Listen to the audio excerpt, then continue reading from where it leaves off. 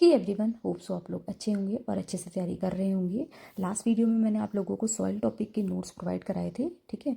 और आज मैं आप लोगों को डिसीज़ टॉपिक के बारे में नोट्स प्रोवाइड कराऊंगी। डिसीज़ टॉपिक के नोट्स कराने से पहले मैं आपको थोड़ा ब्रीफ आइडिया दे देती हूँ जो मैंने पहले कवर करा रखा है। और इसके अलावा जो ये मेरे नोट्स हैं मैं उनके बारे में बता दे रही हूँ कि ये नोट्स सिर्फ और सिर्फ एलईओ या लैब असिस्टेंट वाले बच्चों के लिए नहीं है, बल्कि ये टॉपिक जिस भी बायो ग्रुप में अगर आ रहे हैं सिलेबस में तो ये उन सभी के लिए बेनिफिशियल है। ओके, तो अभी तक हम लोगों ने क्या क्या देख लिया था, हम वो देख लेते हैं। अभी तक हम लोगों ने क्लासिफिकेशन ऑफ क्रॉप्स के बारे में देख लिया था, ठीक है। ये एग्रीकल्चर यूनिट्स के टॉपिक्स हैं। और प्लांट सेल के बारे में देख लिया था। इसके अलावा सॉइल के बारे में भी देख लिया था। अब इसमें जो है क्लासिफिकेशन ऑफ फर्टिलाइजर से लेके organic, natural and organic farming ये हमारा बच रहा है, ठीक है। और यहाँ पे भी टाइप्स ऑफ इरिगेशन ये वाली यूनिट भी आप लोगों की बच रही है, ठीक है। इसके अलावा ये वाली यूनिट में आपका मशरूम वाला टॉपिक आपका बच रहा है। और ये जो बी कल्चर वाला है, सेरीकल्चर वाला है, लैंडस्केपिंग वाला है, ये मैंने पहले भी आप लोगों को प्रोवाइड करा दिया है। और इसमें टाइप्स ऑफ सीड भी आप लोगों का बच रहा है, ठीक है। टाइप्स ऑफ सीड बच रहा है। और इसके अलावा फिर लास्ट यूनिट में मैंने आप लोगों को बोला था कि एग्रीकल्चर यूनिवर्सिटीज़ के बारे में आप लोगों को खुद से देखना है। तो होप सो अभी तक आप लोगों ने वो जो है वो देख लिया होगा। इसके अलावा फिर लास्ट में आप लोगों को ये वाली यूनिट भी खुद से ही करनी है, टीलेज वाली, ठीक है। तो आप लोगों को जो खुद से करना है वो आप लोगों को समझ में आ गया होगा। एक मशरूम वाला खुद से करना है, एग्रीकल्चर यूनिवर्सिटीज़ के नेम खुद से देखना है, टीलेज वाला टॉपिक जो है खुद से देखना है, ठीक है।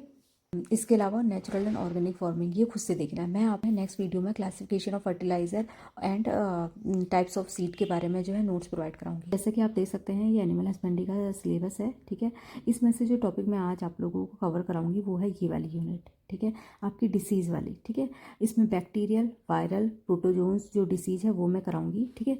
ये अलावा कुछ और डिसीजेज जो आप लोगों ने पहले से नोट्स में बना रखे हैं उनको भी आप लोग ऐड कर सकते हैं, ठीक है, जो पर्टिकुलरली रूमिनेंट से रिलेटेड हो, ठीक है, या लार्ज रूमिनेंट से रिलेटेड हो। ओके, सबसे पहले हम बैक्टीरियल डिसीज़ के बारे में बात करते हैं, ठीक है। और ये नोट्स जो है स्कैन करने में थोड़े से रफ टफ हो गए हैं, ठीक है। ये पूरा वीडियो बनाने में ही बहुत लेंथी प्रोसेस होती है, ठीक है। करती हूँ कि आप लोगों के लिए अपनी तरफ से जितना भी क्वालिटी कंटेंट वो प्रोवाइड करा पाऊँ। तो आप लोग देखेंगे, फिर वायरल डिसीज़ के बारे में देखेंगे, फिर प्रोटोजोन्स डिसीज़ के बारे में देखेंगे, ठीक है। अब बैक्टीरियल डिसीज़ कौन कौन सी होती है हमारी? Cholera, anthrax, typhoid, syphilis, pneumonia, tetanus, tuberculosis, gonorrhoea, diphtheria, leprosy. इसके अलावा और भी हैं, ब्यूबोनिक प्लेग, पर्ट्यूसिस और स्कारलेट फीवर और बॉटुलिज्म, ठीक है। अब इनके आप लोगों को क्या नोटिस करना है, ये किसकी वजह से होता है। तो जो कोलरा होता है ये बैक्टीरियल डिसीज़ है। पहली बात तो ऐसे ही आ जाएगा कि इनमें से बैक्टीरियल डिसीज़ कौन सी है। तो यहाँ पे मैंने मोस्टली जितने भी बैक्टीरियल डिसीज़ हो सकते हैं मैंने सबको ही नोट करा है, ठीक है। तो आप लोगों को जो है टेंशन नहीं लेना है। और जितने मैंने इसमें लिख रखे हैं इतने तो आप लोगों को नोट डाउन करना ही करना है, ठीक है। और उनको याद भी करना है कि बैक्टीरियल डिसीज़ कौन सी होती है। अब इनके नाम देख लेते हैं किसकी वजह से होते हैं। जैसे कोलरा विब्रियो कोलरा की वजह से होता है, ठीक है। एंथ्रैक्स बैसिलस एंथ्रेसिस की वजह से होता है। टाइफाइड टाइफाइड जो है वो साल्मोनेला टाइफी की वजह से होता है। सिफिलिस जो है ट्रिपोनेमा पैलिडियम की वजह से होता है, ठीक है। अब ये वाला जो है थोड़ा सा डिफरेंट टाइप का लगता है, क्योंकि जैसे एंथ्रैक्स एंथ्रेसिस आप जीने से पहचान लोगे, कोलेरा का भी कोलेरा से समझ आ जाएगा आपको, टाइफाइड का भी टाइफी से समझ में आ जाएगा। जो थोड़ा डिफरेंट है जैसे सिफिलिस का, इसको जरूर नोटिस करके देखिएगा। अब न्यूमोनिया जो होता है वो स्ट्रेप्टोकोकस न्यूमोनिया की वजह से भी होता है। इसके अलावा जहाँ पे बच्चों को कन्फ्यूजन होती है ये जो है हीमोफिलस इन्फ्लुएंजा की वजह से भी होता है, ठीक है। तो जहाँ जहाँ मैं स्टार मार्क लगा रही हूँ ना वो आपके की पॉइंट है, यहीं से क्वेश्चन आपके क्या अराइज होते हैं, ठीक है। अब टिटनस जो होता है वो क्लॉस्ट्रिडियम टिटनाई की वजह से होता है। ट्यूबरक्लोसिस माइकोबैक्टीरियम ट्यूबरक्लोसिस की वजह से होता है। गोनेरिया जो है निश्चेरिया गोनेराई की वजह से होती है। अब आप लोगों को डिफ्थीरिया, इससे भी क्वेश्चन आता है किसकी वजह से होता है। तो किसकी वजह से होता है? डिफ्थीरिया पहली बात तो एक बैक्टीरियल डिजीज है और ये होता है कॉर्निबैक्टीरियम डिप्थीरियाई की वजह से।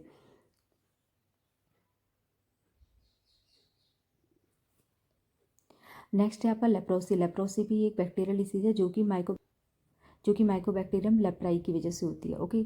और ब्यूबेनिक प्लेग जो है ये किसकी वजह से होता है? ये होता है यर्शीनिया पेस्टिस की वजह से। तो ये वाला पॉइंट भी आप लोगों को याद रखना है, ठीक है। दो तीन मैंने आप लोगों को बता दिया, एक तो हीमोफिलस इन्फ्लुएंजा वाला और एक इससे पहले मैंने और बताया था सिफिलिस वाला, ठीक है, ट्रिपोनेमा पैलिडियम। और एक ये वाला पर्ट्यूसिस किसकी वजह से होता है? बॉर्डिटेला पर्ट्यूसिस की वजह से। स्कारलेट फीवर किसकी वजह से होता है? ये आप लोगों को ध्यान देना है, ठीक है। ये किसकी वजह से होता है? ये स्ट्रेप्टोकोकस पायरोजीन्स की वजह से होता है। और बॉटुलिज्म किसकी वजह से होता है? ये भी आपको पता होना चाहिए। ये बैक्टीरियल डिसीज है और ये क्लॉस्ट्रिडियम बॉटुलियम की वजह से होता है।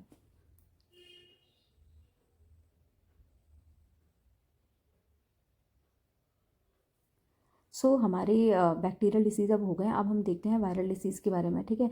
तो वायरल डिसीज़ कौन कौन सी होती है, पहले तो आपको ये रिकॉग्नाइज करने में ही आनी चाहिए, जैसे हेपेटाइटिस, एड्स, रेबीज़। रेबीज़ का ध्यान रखिएगा, रेबीज़ से काफ़ी बार क्वेश्चन आया कि रेबीज़ कैसी डिसीज़ है, तो रेबीज़ कैसी डिसीज़ है, ये एक वायरल डिसीज़ है, ओके।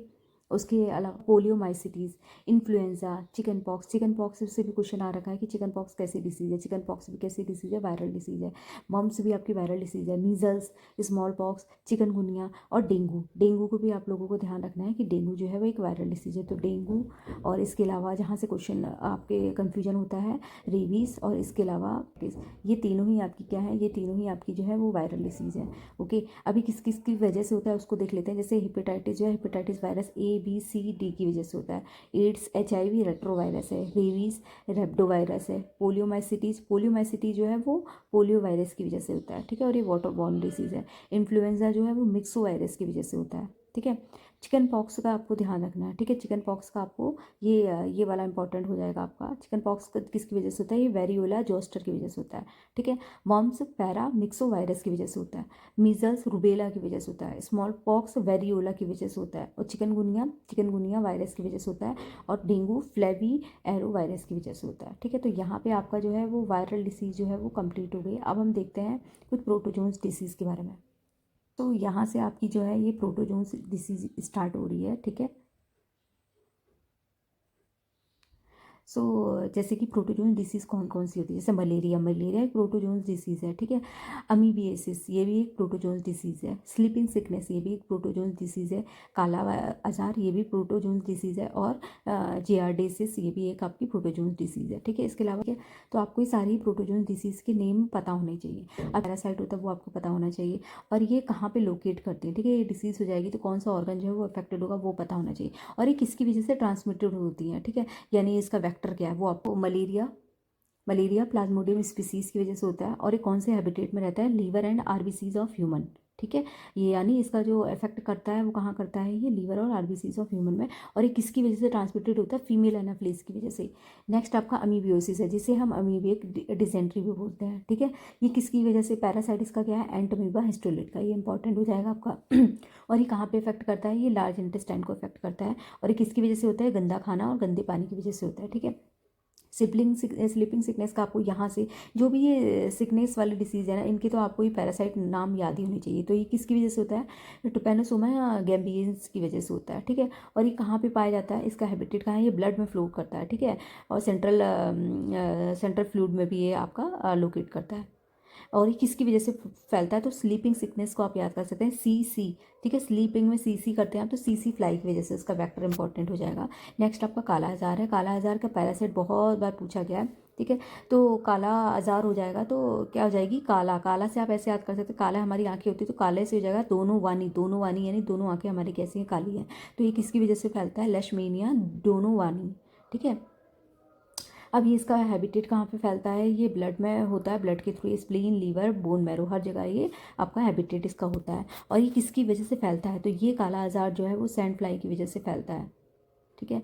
और सैंड फ्लाई को हम क्या बोल सकते हैं, फ्लेमोबोटामस बोल सकते हैं, ठीक है। तो ये भी इंपॉर्टेंट है आपका, ठीक है। CC फ्लाई और ये सैंड फ्लाई दोनों का ही इंपॉर्टेंट है।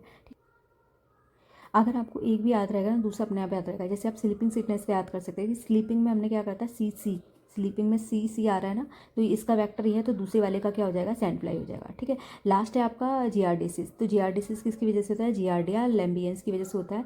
और ये कहाँ पे इफेक्ट करता है, ये इंटेस्टाइन ऑफ मैन में इफेक्ट करता है। और ये भी गंदे पानी और गंदी फूड की वजह से ये ट्रांसमिटेड होता है। इसके अलावा दो आपके और बच गए थे, ल्यूकेरिया और जिसको हम ट्राइकोमोनियासिस भी बोलते हैं। और एक और है आपका बेलेंटिडिएसिस, ठीक है। तो ये किसकी वजह से होता है, जो ल्यूकेरिया होता है सेक्सुअल डिसीज़ होती है, ठीक है। ये होती है ट्राइकोमोनास वेजिनैलिस की वजह से, ठीक है। ये वाला पॉइंट आप याद रखिएगा। कौन से पार्ट को इफेक्ट करता है, तो जेनिटल ट्रैक्ट ऑफ फीमेल को इफेक्ट करता है, ठीक है। और ये किसकी वजह से फैलता है, सेक्शुअल कॉन्टैक्ट की वजह से। और जो नेक्स्ट है, ये किसकी वजह से फैलता है, ये बेलेंटिडियम कोलाई की वजह से फैलता है। और ये कहाँ पे इफेक्ट करता है, लार्ज इंटेस्टाइन को इफेक्ट करता है, जिसे हम कोलॉन भी बोलते हैं।